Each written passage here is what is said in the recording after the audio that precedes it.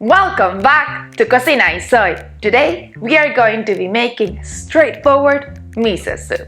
This simple recipe can be adapted and easily enjoyed in many flavors. It is speculated that miso originated as a fermented food in ancient China and most likely introduced to Japan. Miso is the ultimate reference point for flavor in Japanese dining. It forms the base of a lot of everyday Japanese cooking and complements many dishes. We are going to start with tofu and wakame seaweed, but I'll show you a few other arrangements as well, so let's get to it. Strain, then pat dry the tofu. Cut into small cubes.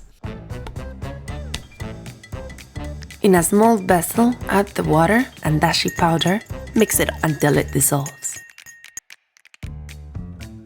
Heat the saucepan with medium heat and add the dashi broth.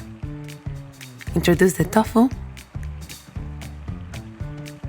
Once it starts to simmer, use a ladle to scoop just a little bit of the broth and dissolve the two different miso paste. I like to use a small whisk for this. When it dissolves, add it to the broth. Finish it with some wakame seaweed. Let it soak in and expand for 1 minute and it's ready to be served. And here it is, miso soup, an essential complement to Japanese cuisine. Next to a bowl of rice and protein, it makes a classic complete Japanese meal. You can see how easy it is to create your own version with your favorite ingredients with this simple base. Then you can confidently say, I made it.